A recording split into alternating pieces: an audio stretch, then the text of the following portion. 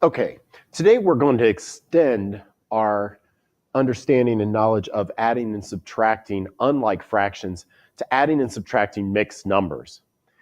At first, this is going to look very similar to what we were doing with unlike fractions and isn't going to really appear to be any more difficult, and that's good.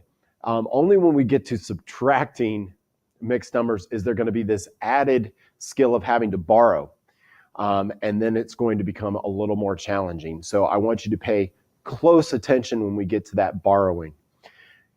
On page 300, it says, to add or subtract mixed numbers, first add or subtract the fractions. So first, you deal with the fractions.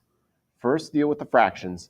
If necessary, rename them using the LCD. So if they're unlike fractions, you've got to rename them using the least common denominator.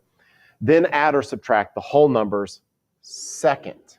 So then add or subtract the whole numbers.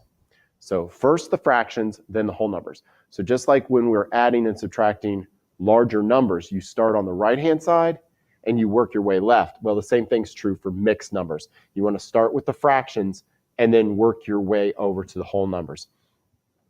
Now, here's the trick.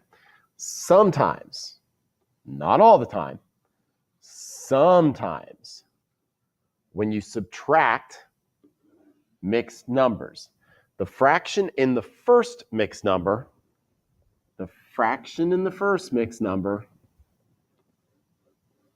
is less than the fraction in the second mixed number.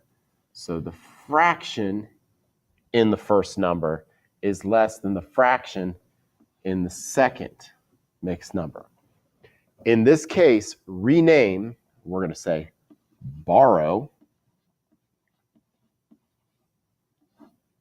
one or both fractions in order to subtract.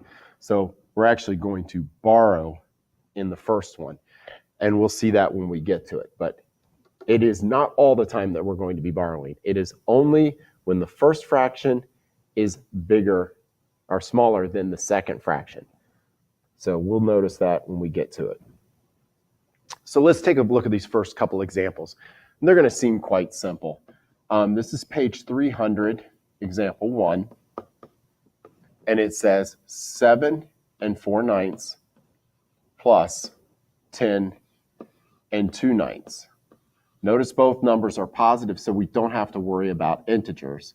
You can rewrite these problems so that it says 7 4/9 plus 10 2/9.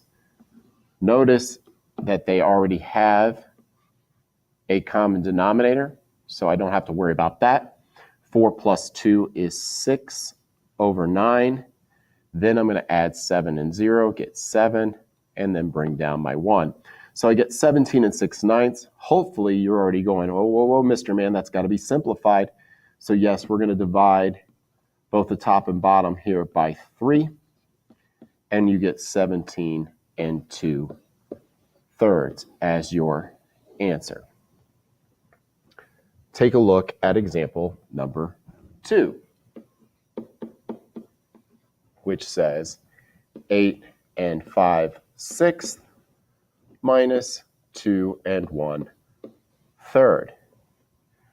So 8 5/6 is the larger of my two numbers, and negative 2 1/3 is the smaller of the two. I know that because 8 is greater than 2, so I want to list them this way.